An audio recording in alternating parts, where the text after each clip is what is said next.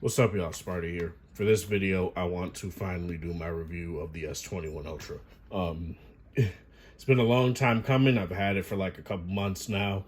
Been really testing it to see how much I actually enjoy it, to see if there's any sort of issues that I have with it, if they're scathing or if they're just minor, and overall just, see exactly how I feel about it. So S21 Ultra. Let's talk about just the basic crap. The design, aluminum railing, very nice feeling.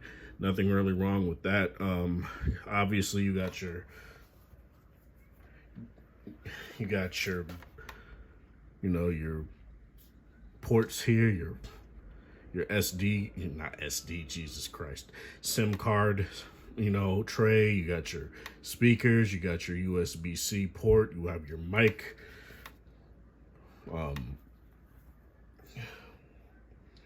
And also two more mics up here, which are very nice. Black is very nice. The Phantom Black is a very nice color, very sleek.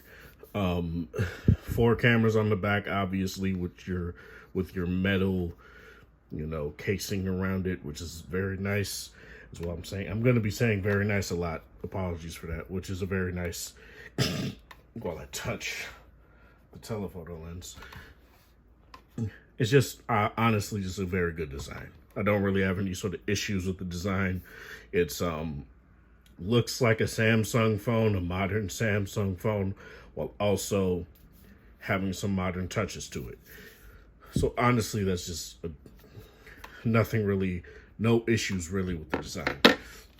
You got your Quad HD 20.5 by 9, I believe. Super AMOLED 120 hertz panel on the front here. This display packs more resolution than most TVs out there in most people's living rooms, right? And that's quite insane to think that we kind of have a mini TV in our pocket, and it's just very cool to see. Yeah, got your cutout right here for the camera, right here for the camera. It's very understated, no real issues with that. Obviously, you won't be able to see it all that well, but as you guys can see here, it's not nearly as it doesn't have that ring around it like the Note 10, a huge ring around it. It's very minimal, and honestly just looks nice. That's a 40 megapixel sensor on the front there, which is a nice touch. I don't use it, so I'm not really going to be talking about it like that.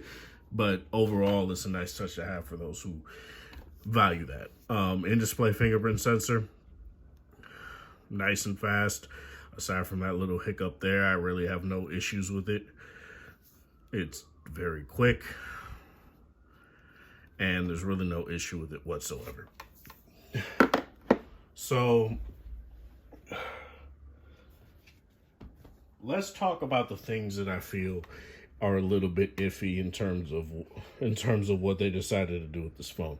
No micro SD card slot. To me, regardless of how much storage you put in the phone, that's kind of sacrilege, especially for an Android phone. Obviously, you're not going to get it with an iPhone. OnePlus has never had, aside from the OnePlus X and the OnePlus Nords, I believe, that have had their flagship phones and their mainline series of phones. The main line series of phones, apologies, is actually getting pretty hot in Minnesota now. So their mainline series of phones have never had SD card expansion, so I don't harp on them for it. And this is something that I feel is a dumb idea to just not have, and obviously since they're deciding to take it out, they're most likely not gonna bring it back. They tried it with the S6, people weren't having it, so they kept it for a few years, brought it and took it away again with the S21s, and to me that's just a stupid thing to do. 256 gigs of storage on here, 12 gigabytes of RAM on my particular model. I have ran into some storage issues, mainly that's due to the fact that I just record a lot of videos. And obviously, when I delete them, that won't be an issue, so I'm not going to harp on it for that.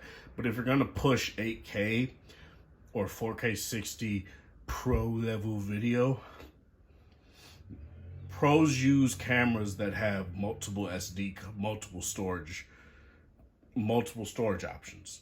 Like some have 2 SD card slots, for Christ's sake. So for your phone to just have main storage, but you want to push it as a content creation thing, honestly is stupid. And that's all I'm going to say about that. No headphone jack, obviously, always going to bring up, as Flossie Carter would say, that shit's whack. And the fact that you can't use something like this with the phone, a pass-through dongle, you have to get like USB-C headphones, or a dongle DAC, a dongle that comes with an internal DAC in it. Otherwise, the phone won't use it. So that's something that's stupid to me. You have all these, like, you could play DSD files off this phone and things like that. I don't understand why you'd be able to do that if you can't listen with corded music with a pass-through dongle, at the very least. People have had them for years, so I don't understand why Samsung decided to take that away. You can get stuff like the Galaxy Buds Pro, which I'm trying to get out now. I should have got them out for the video, but I literally just got back, so cut me some slack here. What the hell? Oh, I must have fallen. Word? Okay. You get something like the Galaxy Buds Pro, which are a very nice addition to the S21 Ultra. They sound very good. The active noise cancellation is really good, in my personal opinion. I do feel like they might be slightly below the AirPods Pro in certain instances, but they match them most of the time. The ambient mode is hot garbage. It just is.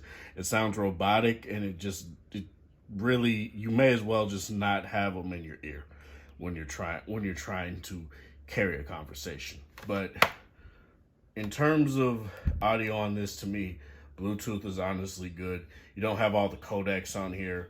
Samsung has kind of walked away from that too, since Qualcomm is actually whittling down on their codecs and having a more unified codec. I'm not going to slag them for that, but I guess I'll show you guys the Bluetooth codecs here, just so you can see what you get here. So you get SBC, AAC, aptX, LDAC, and scalable codec. So basically, that's all you're going to be getting here. No aptX HD, which, whatever, honestly. A lot of true wireless earbuds in particular, all of them, there really are none of them that support LDAC, so you're not going to worry about that. aptX HD, there are quite a few that do support it out there, but heavy hitters like the Galaxy Buds Pro, the LG Tone Free FN7s, I believe this, I don't know if the Sonys do or the Bose, but I don't remember. They tend to not support those codecs, so that's just something that you're going to have to deal with when you decide you want a true wireless headset. But honestly, I honestly would probably just advise you to get the Galaxy Buds Pro. Like, they'll work the best with it. They'll auto scale you. They'll scale up your music when you use them with the Samsung phone. So it makes sense if you have an S21 Ultra to just go with the Galaxy Buds Pro, and you get your Phantom Black. You get your Phantom Black. It matches. So that's just something that's very nice there. Battery life is on the good and kind of for me, honestly. 5,000 milliamp hour battery in here, Quad HD display with 120 hertz. The Quad HD high resolution displays don't really truly mess with the battery as much as they used to. Sure, at the beginning it did, but now since we've had Quad HD displays for years, it's really not anything to be like, oh, but the battery life. Sony decides to put a 4K display on the phone with a 4,500 milliamp hour battery. They get 8 hours of screen on time still. To me, that's a win. So for... Sorry, I thought I smudged my wide angle there. But high refresh rate definitely impacts battery life still. If I want to compare this to, say, something like the S20 FE, I definitely get more battery life than the S20 FE due to the adaptive refresh rate display, the 500 milliamp hour larger battery, and I guess more efficient chipset. I get 2.5, maybe sometimes 3 hours extra screen on time than I did with the S20 FE. But if I'm going to compare it to something like the big dog, the LG V60, the V60 eats its lunch and has more room to fill even after that. So this is just something that is not amazing. It's not terrible.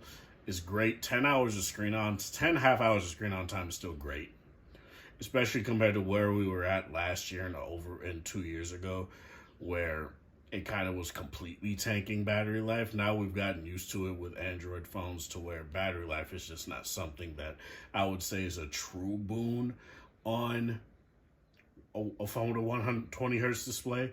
But if I compare it to something that I had last year that just was by far the best phone that I had in terms of battery life, even over the 12 Pro Max, is just something I need to draw for comparison. So again, battery life's good, but if you compare it to, if you have a phone that's had better battery life than this phone does, then you're gonna notice it definitely. The cameras, there's some good and some bad here. The 108 megapixel sensor to me is like half gimmick and half really good. When you use it in its base 12 megapixel mode, it's fine. Things can be a little bit too smoothened out. I compare it to my LG V60, which has a 64 megapixel sensor that bends its pixels down to 16 megapixels. And when you use that in this basic 4x3 mode, it has more details. It just looks better, sharper, and it just honestly just consistently comes out with better images. But when you go into the 108 megapixel mode on here, you get a good amount of detail that looks very nice, so long as you can keep it in focus. And that's why this laser autofocusing sensor, I guess you can call it a sensor, I don't know, the laser autofocusing system, I guess I'll just call it, is here. And honestly, it helps. I definitely will say that. I maybe get like 80 to 90% of my shots in focus, but the fact that I'm missing 10 to 20% of my shots and that I have to take 2 to 3 more extra shots is definitely something that I feel is a little bit flaky. Obviously, if you're in a more windy environment, there's going to be something that is going to be an issue. But even when in non-windy environments, I do feel like sometimes photos come out a little bit too. What am I trying to say? Not as detailed as they should be. They just feel like a little bit too like watercolor-esque. Watercolor painting-esque, and to me that does indeed suck. Use the manual mode, you won't really have any sort of issues with that. There is indeed shutter lag. It's something that I feel I do need to bring up. You see that? And I don't even have the AI mode on. I go into Pro mode. It's definitely better. I advise you, if you want to take more serious pictures and you're not trying to sit and you want to get it down pat and have it feel a little bit better, definitely use the Pro mode. But overall, I feel the auto mode is a little bit too slow.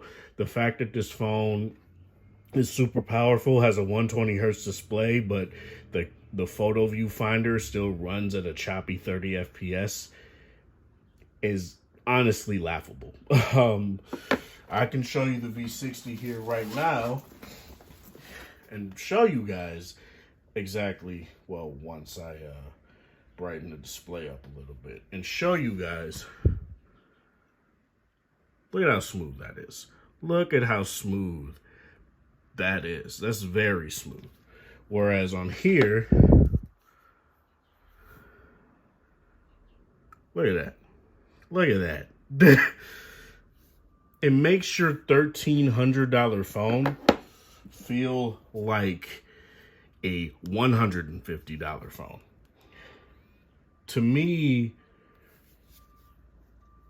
like, it literally feels like the same. And I would have that pass on a phone like the Nokia 2.4. Whereas on here, that's just weird. And it just doesn't really feel all that polished. And you touch something that you touch something a little bit to the left or right, it'll switch modes. It won't do exactly what you want. It's just very weird. And honestly, I feel like they need to work on the camera app a little bit more, because I feel like they've done a little bit too much to make it, oh, you know what we're gonna do? We're gonna make it more like they want to make it more like Apple, but then make it more complicated at the same time, and it doesn't make sense. But talking about the overall performance, I feel the 108 megapixel sensor is definitely a beast, so long as you know how to tame it, right? Know how to focus, know how to do all that, and you'll master the sensor in no time.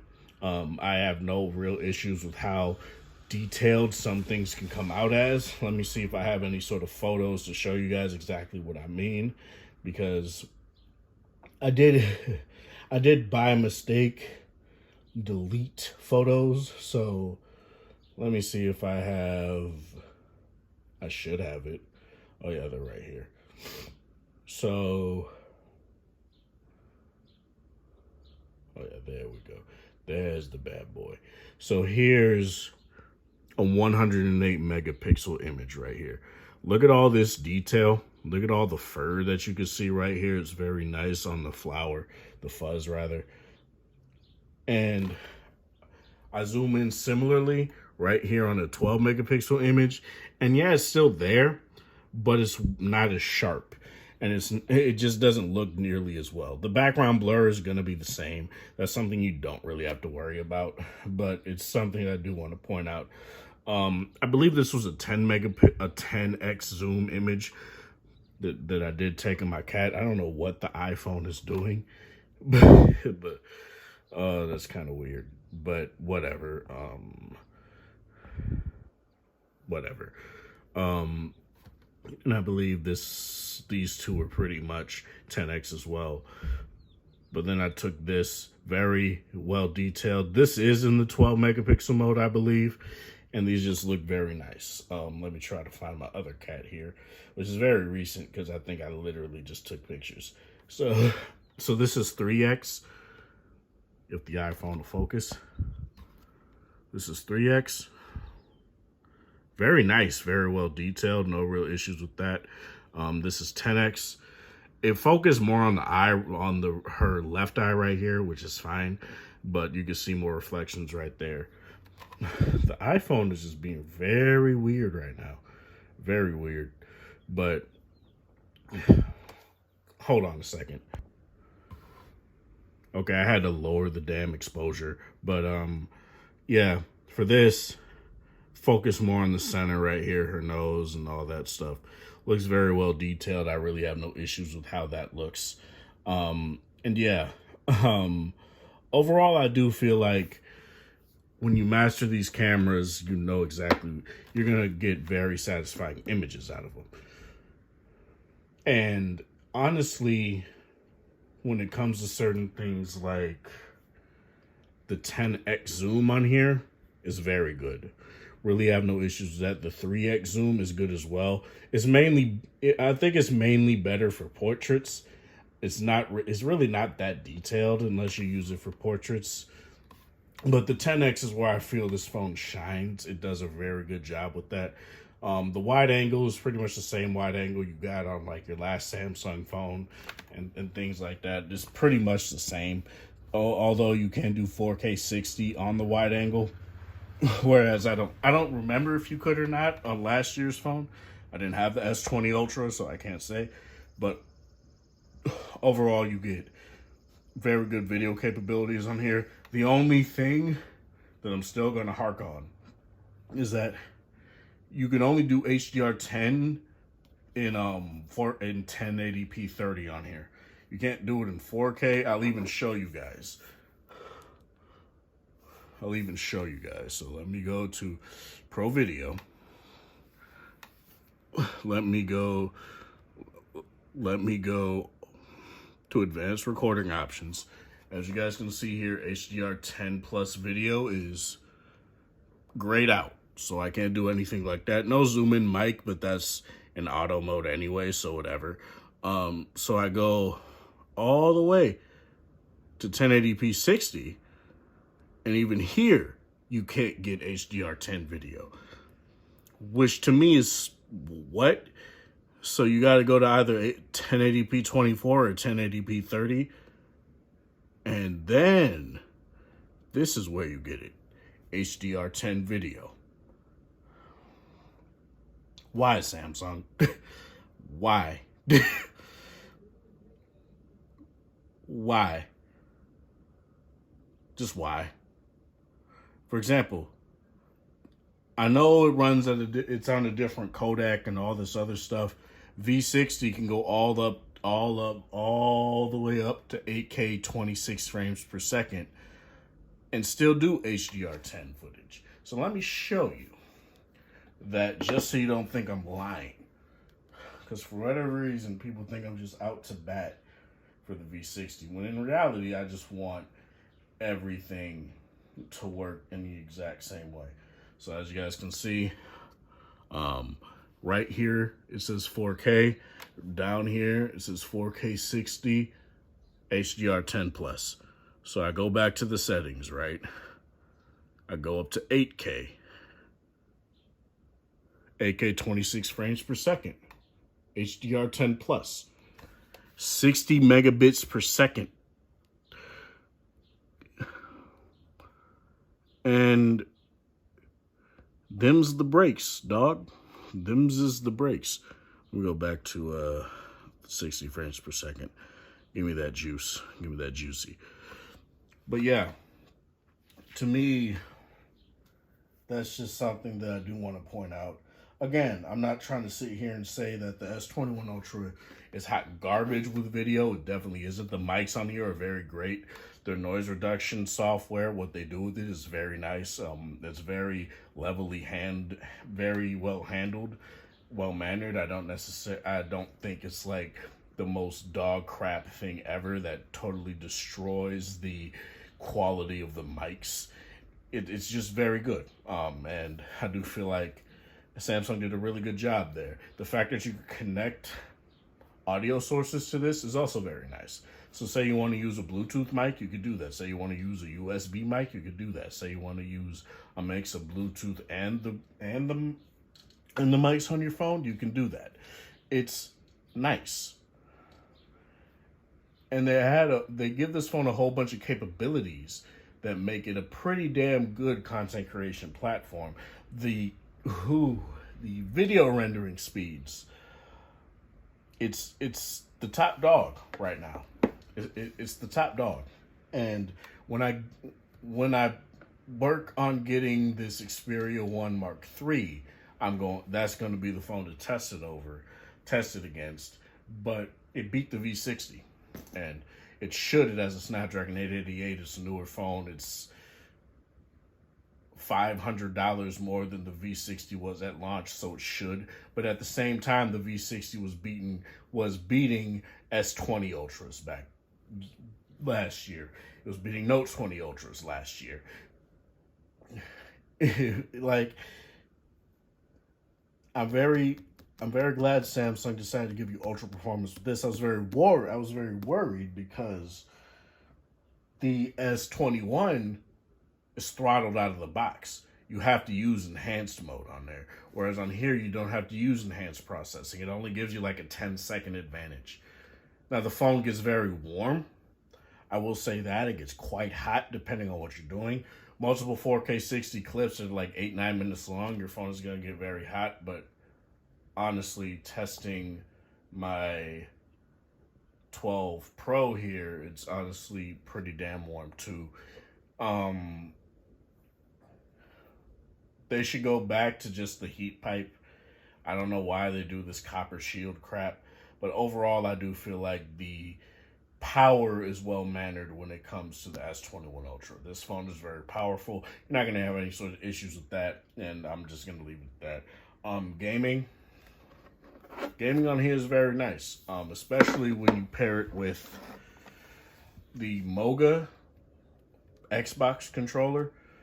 That's basically made for Samsung phones anyway. You get Xbox Game Pass with it and crap like that, and it just feels nice. Playing Dead Cells at 120 FPS is fantastic. Like, this phone could be used for emulation, no problem. I've been testing it out a little bit. And I do feel like this phone could be a very good emulation phone. I just wish it had an SD card slot so I can have extra storage to put all the ROMs on there and not on my main storage. But whatever. Yeah, gaming on here is very good. You're not going to have any sort of issues. The phone will get hot, obviously, depending on the games you play. And honestly, it's just good for that. You won't have any sort of issues with that. There are more people that go more in depth with gaming, that play the more popular games. I don't play those games. I don't really play COD Mobile. I don't play PUBG. I don't play Genshin Impact, really, even though I do have it on the phone. But it plays well. It plays smooth, no problem. And it just doesn't really feel like it's being gimped at all.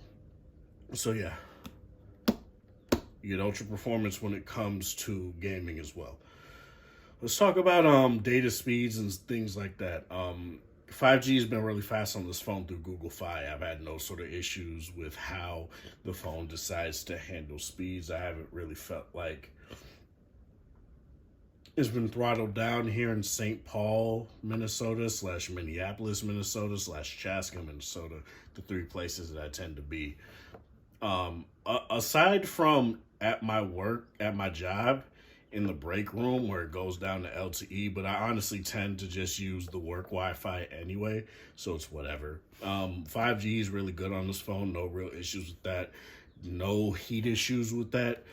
You're not going to have any sort of issues when it comes to that, as so long as you have 5G speeds in your area. That's something, obviously, I got to preface that with, right? Haptics on here are really good. It feels like you're making deliberate presses rather than, say, it feeling more like a spring, like on a cheaper phone.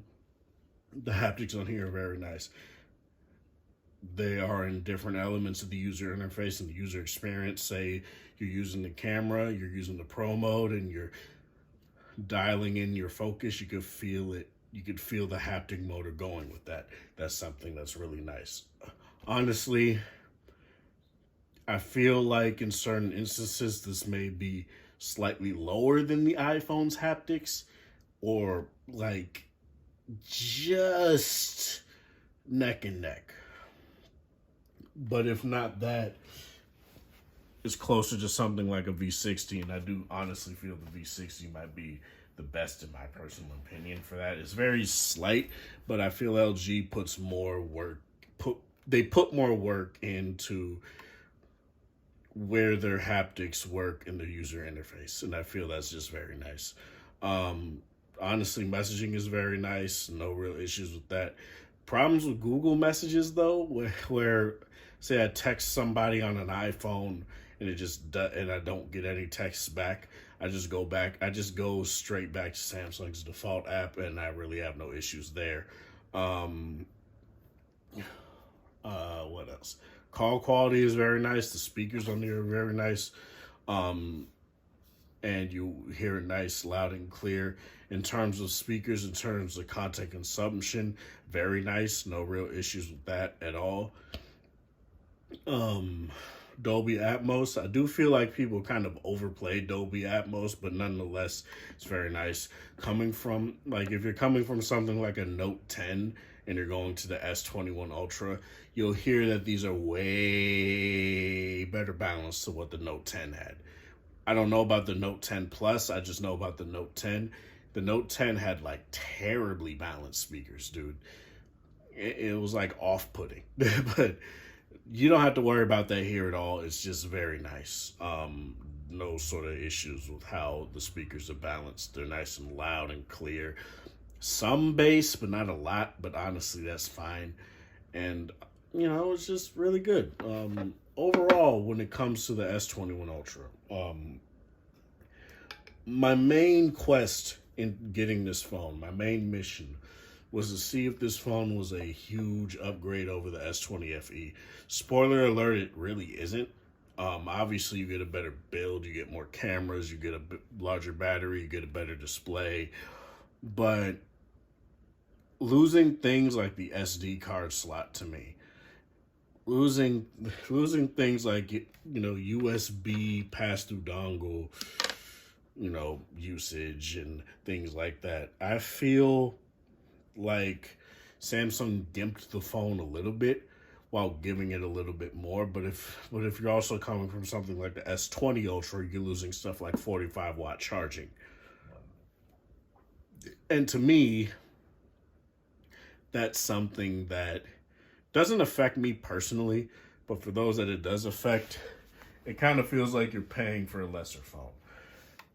But overall, I do feel like the S21 Ultra is a good buy. It's not my favorite phone ever. I do have my issues with it, but it's definitely a really good Samsung phone for this year, especially for a modern Samsung that's trying more and more to be like Apple. But yeah, this is Sparta. Thank you guys for watching. Thanks for support. Hope you guys have a wonderful Thursday, whatever time of day it is in the area. Have a good one.